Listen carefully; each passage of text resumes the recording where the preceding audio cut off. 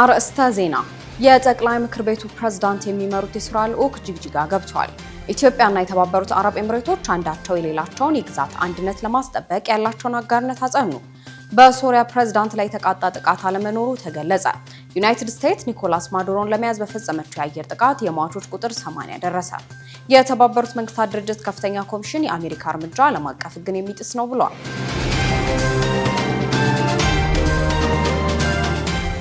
አሰላሙ አለይኩም ወራህመቱላሂ ወበረካቱ። ድና የተከበራችሁ የነጃሺ ቲቪ ተመልካቾች ነጃሺ መረጃችን ተጀምሯል። ከመረጃዎቹ ጋር ሀያት ከማል ነኝ። አብራችሁን ቆዩ።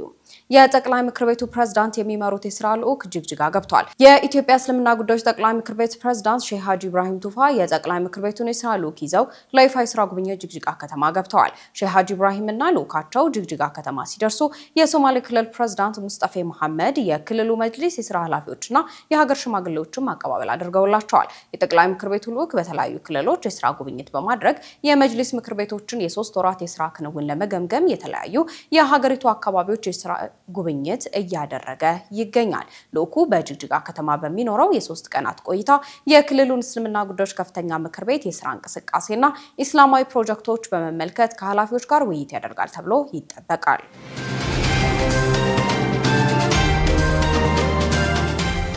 ቶፊቅ መስጂድ የፊታችን ጁምዓ አገልግሎት ይሰጣል ተባለ። በጊዜያዊነት የተገነባው ቶፊቅ መስጂድ የፊታችን ጁምዓ አገልግሎት መስጠት ይጀምራል። በሚድሮክ ኢንቨስትመንት ግሩፕ አማካኝነት የኢስላምን እሴት የሚገልጽና ደረጃውን በጠበቀ መልኩ ተገንብቶ ለከተማዋም ተጨማሪ ውበትን ይሰጣል ተብሎ የሚጠበቀው የቶፊቅ መስጂድ ወይም ፍሎሃ መስጂድ ግንባታውን ሊጀምር የመጨረሻ ምዕራፍ ላይ ይገኛል። የመስጂዱ ዋና ግንባታ ከመጀመሩ በፊት በጊዜያዊነት ለመስገጃ አገልግሎት እንዲሰጥ ታስቦ ጊዜያዊ መስጂድ የተፋጠነ መልኩ ተገንብቶ ለአገልግሎት ዝግጁ ሆኗል። የአዲስ አበባ ከተማ እስልምና ጉዳዮች ከፍተኛ ምክር ቤት ፕሬዝዳንት ሼህ ሱልጣን አማን ኤባና ሌሎች የከፍተኛ ምክር ቤቱ አመራሮች ጊዜያዊ መስጂዱ የግንባታ ሂደት የደረሰበትን ደረጃ በቦታው በመገኘት ምልከታ አድርገዋል። ጊዜያዊው መስጂድ ከጥቂት ስራዎች በስተቀር ሙሉ ለሙሉ በሚባል ደረጃ መጠናቀቁን የግንባታው አስተባባሪ ለአመራሮቹ የገለጹ ሲሆን የፊታችን ጁምዓም ጊዜያዊ መስጂዱ አገልግሎት መስጠት እንደሚጀምር አብራርተዋል። ቶፊቅ መስጂድ ተገንብቶ እስከሚጠናቀቅ ድረስ ይህ አሁን ለአገልግሎት ዝግጁ የሆነው ጊዜያዊ መስጂድ ዋናው መስጂድ ሙሉ ለሙሉ ተጠናቆ አገልግሎት መስጠት ሲጀምር በጊዜያዊ መስጂድነት የተገነባው ፈርሶ ቦታው ለሌላ ተግባር እንደሚውልም ተገልጿል። የቶፊቅ ወይም ፍሎሃ መስጂድ ሚድሮክ ኢንቨስትመንት ግሩፕ ከአዲስ አበባ ከተማ እስልምና ጉዳዮች ከፍተኛ ምክር ቤት ጋር በትብብር ለመስራት ከዚህ በፊት ስምምነት ላይ መድረሳቸውም የሚታወቅ ነው።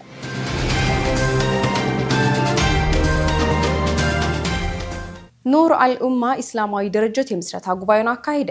ኑር አልኡማ ኢስላማዊ ድርጅት በዛሬው ዕለት የምስረታ ጉባኤውን አካሂዷል። ሐምሌ 26 2017 የተመሰረተው ኑር አልኡማ ኢስላማዊ ድርጅት አካል ጉዳተኞች ላይ ትኩረት ያደረጉ ኢስላማዊ ትምህርቶችን እየሰጠ ይገኛል። ድርጅቱ ለኢስላማዊ ትምህርት መስፋፋት፣ ለየቲሞችና አቅመ ደካሞች ድጋፍ፣ የአካል ጉዳተኞችን ጤና ለማሻሻል፣ የንጹህ መጠጥ ውሃ እጥረት ባለባቸው ሙስሊም በዛ አካባቢዎች የውሃ ጉድጓድ በመቆፈር ንጹህ የመጠጥ ውሃ አቅርቦትን ለማሳደግ፣ በሱስ የተጠቁ ወጣቶችን ከሱስ እንዲያገግሙ ለማድረግና የማህበራዊ አገልግሎት ተቋማትን ለማሳደግ ትኩረት አድርጎ እየሰራ እንደሚገኝ በመድረኩ ላይ ተገልጿል። በምስረታ ጉባኤው ላይ ንግግር ያደረጉት ኡስታዝ ጀማል በሽር ኑር አልኡማ ኢስላማዊ ድርጅት ትምህርትንና እርዳታን አጣምሮ የያዘና በሙስሊሙ ማህበረሰብ ውስጥ በተለይም በአካል ጉዳተኞች ዙሪያ ያሉ ችግሮችን ለመፍታት ትልቅ ሚና ይኖረዋል ብለዋል። ኡስታዝ ጀማል ድርጅቱ የተቋቋመበት ዓላማ ሰፊና ትልቅ በመሆኑ ህዝበ ሙስሊሙ የሚችለውን ድጋፍ በመስጠት ከጎኑ እንዲቆም ጠይቀዋል። አያይዘውም ኢስላማዊ እርዳታ ድርጅቶች ህጋዊና ሸሪዓዊ ጥቅማቸውን በአግባቡ በማስጠበቅ በተቋሞቻቸው ህጋዊ ካልሆኑ አሰራሮች እንዲጠብቁ አሳስበዋል። ኢትዮጵያና የተባበሩት አረብ ኤምሬቶች አንዳቸው የሌላኛቸውን የግዛት አንድነት ለማስጠበቅ ያላቸውን አጋርነት አጸኑ። ኢትዮጵያና የተባበሩት አረብ ኤምሬቶች አንዳቸው የሌላቸውን ሰላምና ደህንነት እንዲሁም የግዛት አንድነትን ለማስጠበቅ ያላቸውን ስትራቴጂክ አጋርነት በድጋሚ አረጋግጠዋል። የሁለቱ ሀገራት የውጭ ጉዳይ ሚኒስትሮች በጋራ ባወጡት መግለጫ ቀጠናዊ መረጋጋትን አደጋ ላይ የሚጥሉ ተግዳሮቶችን ለመፍታት ያላቸውን ቁርጠኝነትም ገልጸዋል። ሚኒስቴር መስሪያ ቤቶቹ ማክሰኞ ታህሳስ 28 2018 የጋራ መግለጫ ያወጡት የተባበሩት አረብ ኤምሬቶች የውጭ ጉዳይ ሚኒስትር ዴኤታ ሼህ ሻክቡት ቢን ናህያን አልናህያን በኢትዮጵያ ያደረጉትን የስራ ጉብኝት ተከትሎ ነው። የአቡዳቢ ሚኒስትር ዴኤታ ከኢትዮጵያ የውጭ ጉዳይ ሚኒስትር ዶክተር ጌዲዮን ጢሞቴዎስ ጋር ተገናኝተው ቀጠናዊ ሰላምና ደህንነት ላይ ሁለቱ ሀገራት ያላቸውን የጋራ ፍላጎት በተመለከተ ምልከታቸውን እንደተለዋወጡ እንደሚለዋወጡ ተገልጿል። ምሽት ላይ የወጣው የጋራ መግለጫም ይህንኑ የሰላምና ደህንነት ጉዳይ አንስቷል። ሁለቱም ወገኖች አንዳቸው የሌላኛቸውን ሰላምና ደህንነት፣ የግዛት አንድነትና ኢኮኖሚያዊ ፍላጎትን ለመደገፍና ለማስተዋወቅ ያላቸውን ሁለንተናዊና ስትራቴጂካዊ አጋርነት በድጋሚ ያረጋግጠዋል ተብሏል። ዘገባው የቢቢሲ ነው። ከውጭ ምንጮች ወዳገኘናቸው መረጃዎች አለፍን። ፍልስጤምን ነጻ አውጡ የሚለው እንቅስቃሴ ዳግም እያቆጠቆጠ ነው። የደቡብ አፍሪካ የሲቪል ማህበረሰብ ቡድኖች በብሪታንያ ታስረው የረሃብ አድማ ላይ ለሚገኙ የፍልስጤም ደጋፊ ተሟጋቾች የድጋፍ ሰልፍ አካሂደዋል። ሰልፉ ሰላማዊ፣ በሚገባ የተደራጀና በስርዓት የተመራ እንደነበር የተለያዩ ሚዲያዎች ዘግበውታል። ሰልፈኞቹ የሚጠብቋቸው እርምጃዎችም ለብሪቲሽ ካውንስል አቅርበዋል። ለፍልስጤማውያን ነጻነት በመላው ዓለም ይደረግ የነበረው እንቅስቃሴ በአውሮፓ፣ አውስትራሊያና ሌሎች ዓለማት ዳግም እያቆጠቆጠ ይገኛል ተብሏል። በሶሪያ ፕሬዝዳንት ላይ ተቃጣ ጥቃት አለመኖሩ ተገለጸ። የሶሪያ የአገር ውስጥ ጉዳይ ሚኒስቴር በፕሬዝዳንት አልሻራ ላይ የተሰነዘረ የጸጥታ ጥቃት ወሬን አስተባብሏል። የሶሪያ የአገር ውስጥ ጉዳይ ሚኒስቴር ሰኞ ዕለት ባወጣው መግለጫ በፕሬዝዳንት አህመድ አልሻራ እና በከፍተኛ ባለስልጣናት ላይ የጸጥታ ችግር ደርሷል በሚል በበይነ መረብ ላይ እየተናፈሰ ያለውን አሉባልታ ሙሉ በሙሉ ሐሰት ነው ብሏል። የሚኒስቴሩ ቃል አቀባይ ኑር አልዲን አልባባ በፌስቡክ ገጻቸው ባሰፈሩ ጽሑፍ ላይ በፕሬዝዳንቱና በአመራሮቹ ላይ ጥቃት ደርሷል የሚሉ ዘገባዎች ምንም አይነት መሰረት የሌላቸው መሆኑን አስታውቀዋል።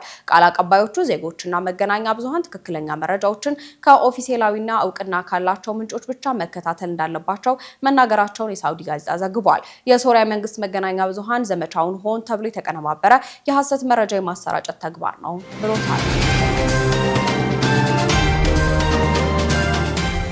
ዩናይትድ ስቴትስ ኒኮላስ ማዱሮን ለመያዝ በፈጸመችው የአየር ጥቃት የሟቾች ቁጥር 80 ደርሷል።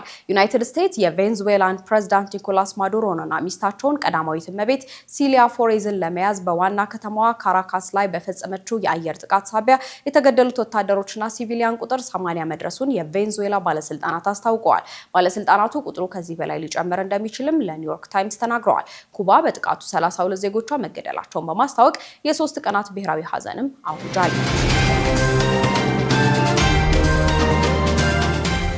የተባበሩት መንግስታት ድርጅት ከፍተኛ ኮሚሽን የአሜሪካ እርምጃ ዓለም አቀፍ ሕግን የሚጥስ ነው ብሏል። የመንግስታቱ ድርጅት የሰብአዊ መብቶች ከፍተኛ ኮሚሽን አሜሪካ ቬንዙዌላ ውስጥ የፈጸመችው ጥቃት የዓለም አቀፍ ሕግ መርሆችን የሚጥስ ነው ብሏል። የኮሚሽኑ ቃል አቀባይ ራቪና ሻምዳሳኒ ጄኔቭ ውስጥ ለጋዜጠኞች ሲናገሩ በማንኛውም አገር የግዛት አንድነት ወይም ፖለቲካዊ ነጻነት ላይ ኃይል መጠቀምም ሆነ ማስፈራራት አይገባም ብለዋል።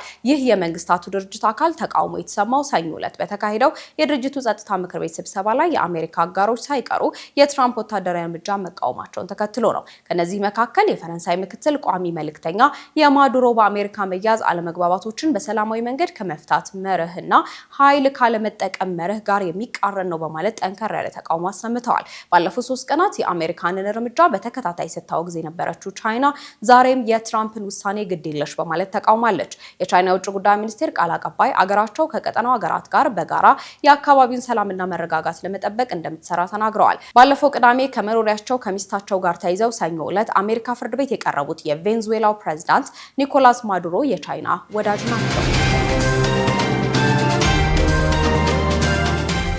በመጨረሻም ወደ ቢዝነስ መረጃችን እናልፋለን። ዙበይዳ ሀሰን እንደሚከተለው አዘጋጅተዋለች። ተከታትለን እንመለስ። በውጭ ምንዛሬ ጨረታ የአንድ የአሜሪካ ዶላር አማካኝ ተመን 154 ብር ከ87 ሳንቲም መድረሱ ተነግሯል። የኢትዮጵያ ብሔራዊ ባንክ ባካሄደው የውጭ ምንዛሬ ጨረታ የአንድ የአሜሪካ ዶላር አማካኝ መሸጫ ዋጋ 154 ብር ከ8729 ሳንቲም መድረሱን ያስታወቀው ባንኩ ይፋ ባደረገው መግለጫ መሰረት በተከናወነው የገንዘብ ጨረታ ላይ በርካታ የግልና የመንግስት ባንኮች ተሳትፈዋልም ተብሏል። በጨረታው ላይ ተቀባይነት ያገኙ አሸናፊዎች ባንኮች ያቀረቡትን ዋጋ ተደምሮ ሲሰላ የብርና የዶላር ምንዛሬ ተመን ከ10 ቀናት በፊት ከተካሄደው 13ኛ ዙር አንጻር መጠነኛ ጭማሪ አሳይቷል ተብሏል።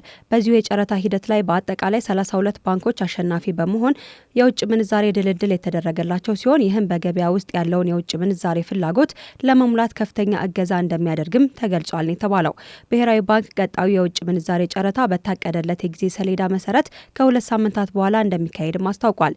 ይህ ተከታታይነት ያለው የጨረታ ስርዓት ሀገሪቱ ወደ ሙሉ የገበያ መር የውጭ ምንዛሬ ተመን ስርዓት ለመሸጋገር የምታደርገውን ጥረት አካል መሆኑም ተነግሯል።